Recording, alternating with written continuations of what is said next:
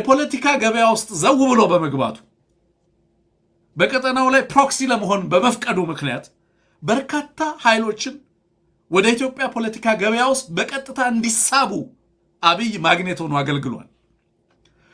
አብይ ለወትሮ የነበረውን ሞኖፖሊ ኖት ኦንሊ የቫዮለንስ ሞኖፖሊ ብቻ አይደለም፣ በነገራችን ላይ አንሙት አብይ የነበረው የሪሶርስ ሞኖፖሊ ያለው፣ የኢንፎርሜሽን ሞኖፖሊ ያለው፣ የቴክኖሎጂ ሞኖፖሊ ነበረው።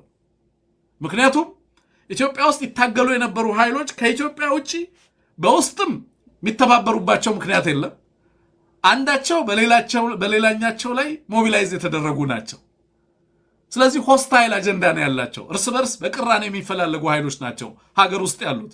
ስለዚህ ሁሉም ስለራሱ ሊያለቅስ ይችላል እንጂ ጸረ አብይ ትብብር ሊያደርግ ይችላል የሚል እምነት አልነበረው። ከዛ ኮንፊደንስ የተነሳ ትንሽ የመተባበር ዝንባሌ አለ ብሎ ሲያስብ ድርጅቶቹን ያፈርሳቸዋል፣ ገንዘብ ይመድባል። ከዛ እናንተ ውጡ ከእንትና ጋር እኮ ሊተባበሩ ነው። ከኦኤልኤ ጋር አማራ እንዴት ይተባበራል? ኦኤልኤ እኮ ጸረ ሚኒሊክ ነው። ኢትዮጵያን አፈርሳለሁ የሚል እኮ ነው። ተገንጣይ ኃይል እኮ ነው። ፋኖ እኮ ተገንጣይ ኃይል አይደለም። ስለዚህ እንዴት ከኦኤልኤ ጋር ትተባበራላችሁ? ከነዚህ ከኦሮሞ ጽንፈኞች ጋር እንዴት ትተባበራላችሁ? ይልና አማራውን አጌንስት ኦኤልኤ ሞቢላይዝ ለማድረግ ይፈልጋል። ሄደው ህዋቶችን ምን ይላቸዋል? እንዴ ተስፋፊው ኃይል ወልቃይትና ራያ እያለ የትግራይን ህልውናና የትግራይን ቀጣይነት በተመለከተ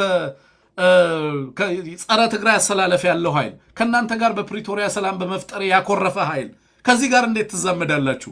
ከዚህ ጋር እንዴት አብራችሁ ትቆማላችሁ? እያለ የትግራይን ኃይል ለመበተን ይጠቀምበታል።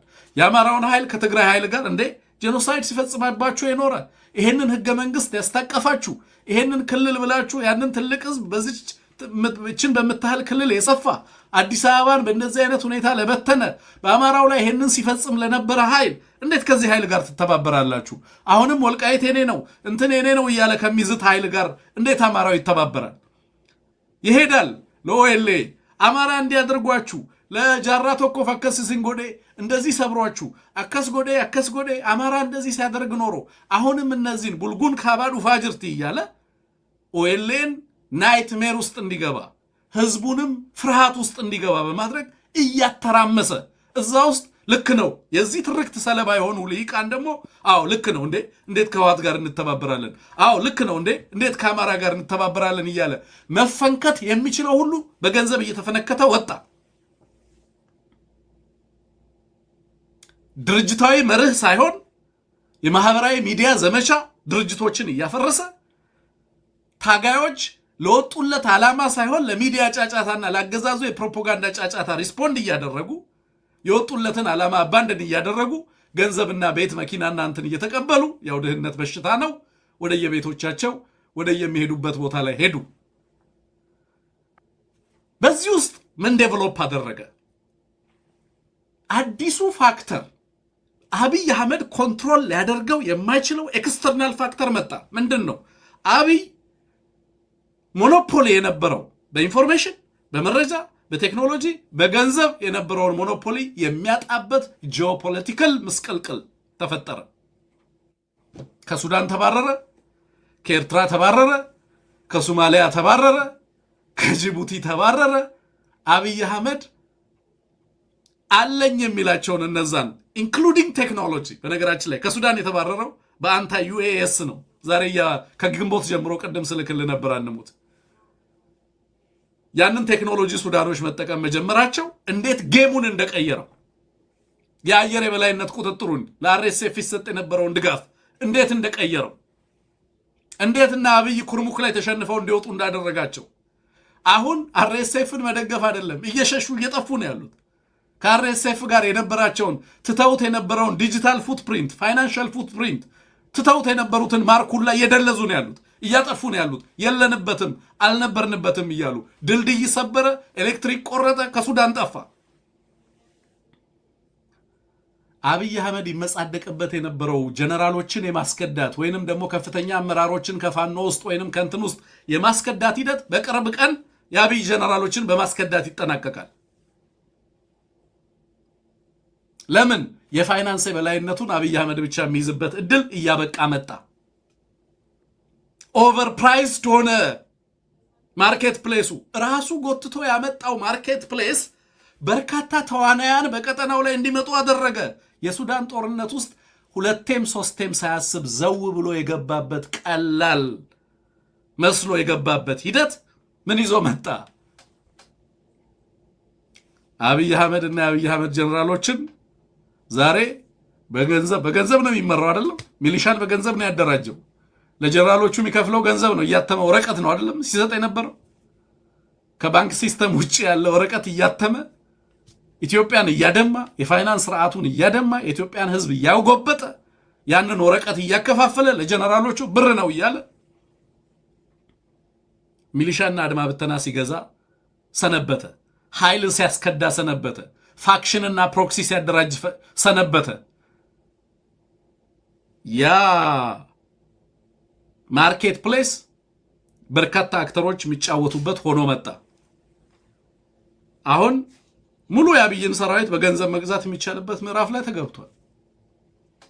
አንሙት እሱ ብቻ የሚከፋፍልበት ሂደት ሪጋርድለስ ኦፍ እንትን በተለያየ መንገድ እነዚህን ትርክቶች እየፈበረከ ነባር ትርክቶች በነገራችን ላይ ቁስሎችን እየቀሰቀሰ ፓርላማ ላይ ጭምር መጥቶ ለኦሮሞ ልሂቃን አከሚት እኛ ከምኒልካውያን ጋር ተባበራችሁ እያላችሁን እኛን ዛሬ ከምኒልካውያን ጋር ትተባበራላችሁ እናንተ እያለ በአደባባይ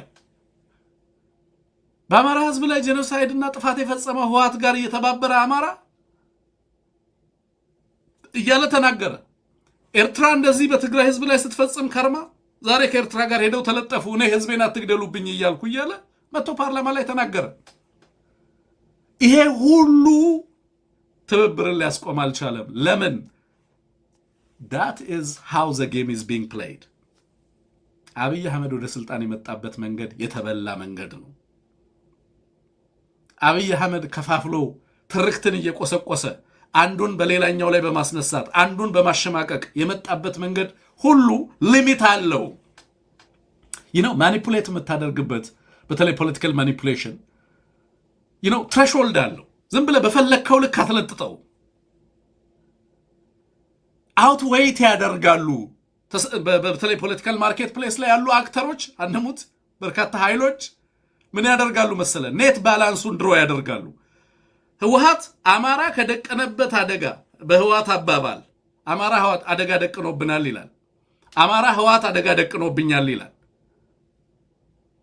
ሌሎችም ኃይሎች ሀገሪቱ ውስጥ ያሉ በርካቶቹ በተለያየ መንገድ ይሄ አደጋ አለብኝ፣ ይሄ ስጋት አለብኝ ይላሉ። የስጋት ትንተና ይሰራሉ። ግን ኔት ባላንስ ሜርቶን የሚለው ሜርተን ስለ ኔት ባላንስ ያወራል። ኮንፍሊክትን አናላይዝ ስታደርግ የስጋት ትንተና ስትሰራ ከፍተኛው ስጋት ከማን ይመነጫል? እኛ እንደ አማራ ለመቀጠል የምንችለው እኮ እንድንኖር ሲፈቀድልን ነው አይደለም? የትኛውንም አካባቢ አስከብረን አልምተን ህዝባችን በሰላም ወጥቶ እንዲኖር ሀገር እንዲኖረው ለማድረግ የምንችለው ህዝባችን እንዲኖር ሲፈቀድለት ነው። የማንነታችን ጥያቄም በነገራችን ላይ ከመኖራችን ቀጥሎ የሚመጣ ነው። ህልውናችንን የካደ አገዛዝ እምነታችንን የሚጠየፍ እሴታችንን የሚጠየፍ መኖራችንን የሚጠየፍ ትናንታችንን የሚጠየፍ ዛሬያችንን የሚጠየፍ ነጋችንን ሃይጃክ ለማድረግ እኛ ላይ ጦርነት አውጆ እሱ የምክክር ኮሚሽን ውስጥ ቁጭ ብሎ አዲስ የፖለቲካ ምህዳርና ቃል ኪዳን አዋልዳለሁ እያለ እየሰራ ትመለከተዋለህ። አንድ ህዝብ ላይ ጦርነትና ፍጅት አውጆ ይሄ ኃይል በኢትዮጵያ ህዝቦች ላይ የደቀነው አደጋ ከየትኛውም ኃይል ጋር ሌሎች ኃይሎች ተመጣጣኝ አደጋ ተመጣጣኝ ስጋት ሊሆኑ ይችላሉ። ይሄ ኃይል ህዝባችን ህልውና ላይ የደቀነው አደጋ ግን ቀላል አይደለም። አማራ ሳይነጋገር ያለ አንዳች ማዕከላዊ ኃይል ፕሪንሲፓል ኦርጋናይዚንግ ፎርስ ሳይኖር በዛ ሁሉ አቅጣጫ ይሄ ሁሉ ህዝብ ትግል ያደረገው ለምንድን ነው? አንሙት። አማራውን ማን የቀሰቀሰው? ናይትሜር ማን ነው? ናይትሜሩ አብይ አህመድ እንዴ? ማን ነው ገብቶ መንዝ ላይ የሸዋን አርሶ አደር የቀሰቀሰው? ማን ነው ሞጣ ላይ ገብቶ የአማራን የጎጃምን አርሶ አደር የቀሰቀሰው? ማን ነው ዳሞትን ያስነሳው? ማን ነው ጋይንት ላይ ገብቶ የአማራን አርሶ አደር የቀሰቀሰው?